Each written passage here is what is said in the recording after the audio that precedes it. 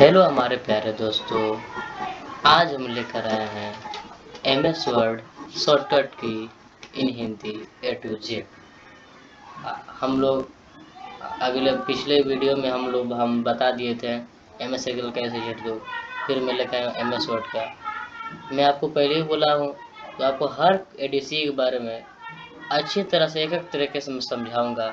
और इसके लिए मैं धीरे धीरे शुरू से मैं स्टार्ट कर रहा हूँ। प्लीज़ वीडियो को शुरू से अंत तक देखते जाइएगा। आप लोग धीरे धीरे से देखते जाइएगा और मैं धीरे धीरे मैं सबको एक एक टॉपिक को मैं धीरे धीरे सब बताऊंगा।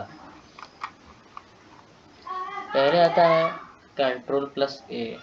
Ctrl+A का यही पहले हम बताए थे।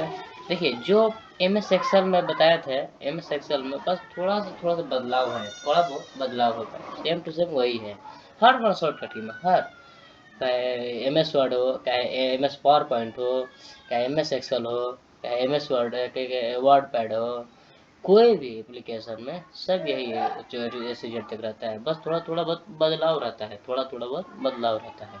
तो हम लोग बदलाव पर थोड़ा सा ध्यान करेंगे, एक टॉपिक समझेंगे तो हमको अच्छी तरह समझ में आएगा। पहला नंबर पर आता है Ctrl+A। Ctrl+A से हम लोग कोई भी एप्लीकेशन में हम एक ही बारे में कोई पेज को सिलेक्ट करना चाहते हैं या टेक्स्ट को कोई डाटा बनाए गए तो हम लोग Ctrl+A से प्रेस करेंगे, वो सिलेक्ट हो जाएगा। मैं आपको थोड़ा सा जल्दी बताता हूँ, थोड़ा मेरा काम है। फिर आता है Ctrl+B। Ctrl+B का ये शॉर्टकट की है। इसका मतलब ये है कि हम लोग कोई भी टेक्स्ट को बोल्ड कर देंगे। Ctrl+B प्रेस करेंगे कीबोर्ड से, Ctrl+B से प्रेस करेंगे तो बोल्ड हो जाएगा, थोड़ा सा गाढ़ा हो जाएगा। बोल्ड का मतलब थोड़ा गाढ़ा हो जाएगा। फिर आता है Ctrl+C। Ctrl+C से होता है अगर हम लोग कोई भी फोटो टेक्स्ट कोई भी डाटा हम लोग बनाए हैं तो उसको कॉपी करने के लिए हम लोग सिलेक्ट करके Ctrl+C से प्रेस करेंगे तो कॉपी हो जाएगा। तो उसके बाद आता है Ctrl+G। Ctrl+G का ये होता है difficult font setting. Difficult font setting होता है, आप जब ऑन करेंगे तो डिफ़िकल्ट फ़ॉन्ट सेटिंग आ जाएगा। फिर उसके बाद आता है Ctrl+E। Ctrl+E होता है सेंटर अलाइनमेंट। सेंटर में अलाइनमेंट, अगर हम लोग कोई भी चीज़ लिखे हैं अगर सेंटर में लाना चाहते हैं तो Ctrl+E अलाइनमेंट सेंटर में आ जाएगा। फिर उसके बाद आता है Ctrl+A। Ctrl+F से होता है ओपन फाइंड बॉक्स होता है, ओपन फाइंड बॉक्स हो जाएगा। फिर उसके बाद आता है Ctrl+G।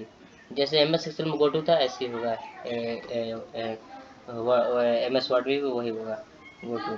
फिर उसके बाद आता है Ctrl+H। Ctrl+H से रिप्लेस होता है, रिप्लेस। Ctrl+I। Ctrl+I होता है इटैलिक फॉन्ट होता है, इटैलिक फॉन्ट होता है।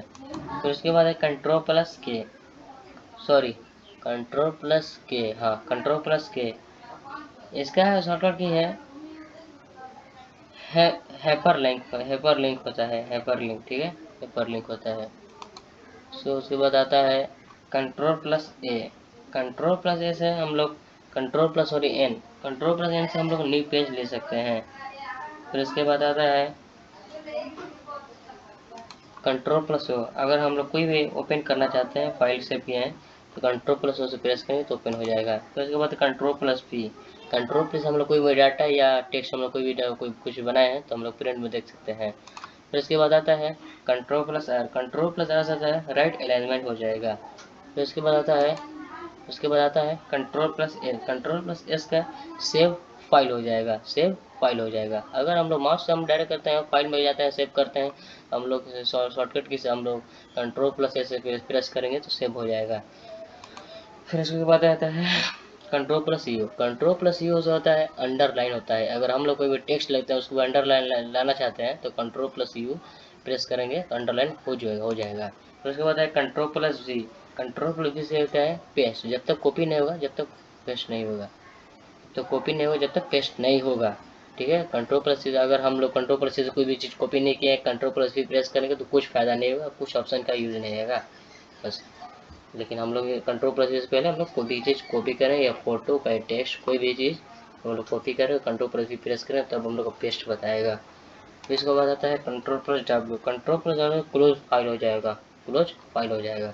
तो इसको बताया कंट्रोल प्लस सी। अगर हम लोग कुछ कट कर सकते हैं तो कंट्रोल प्लस एक्स के माध्यम से हम लोग कट कर सकते हैं।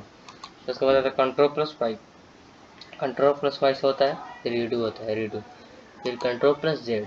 कंट्रोल प्लस जेड से ये होता है कि अगर हम लोग कोई भी चीज़ डिलीट हो गया है, अगर हम लोग कोई भी डाटा बनाए हैं, कोई भी टेक्स्ट बना रहे हैं, कोई भी फॉर्म बना रहे हैं, कोई भी किताब बना रहे हैं MS वर्ड में, तो हम लोग कुछ मतलब बैक स्पेस से डिलीट हो जाता है, बैक स्पेस से डिलीट हो जाता है, यानी परमानेंट डिलीट हो जाता है, तो कंट्रोल प्लस हम लोग जेड करेंगे वापस आ जाएगा। इसको इंग्लिश में क्या बोलते हैं, अंडू बोलते हैं। ठीक है, तो आप लोग को वीडियो अच्छी लगी हो तो लाइक कीजिएगा, सब्सक्राइब करिएगा, वीडियो के अंत तक जरूर ऐसे ही बनिएगा।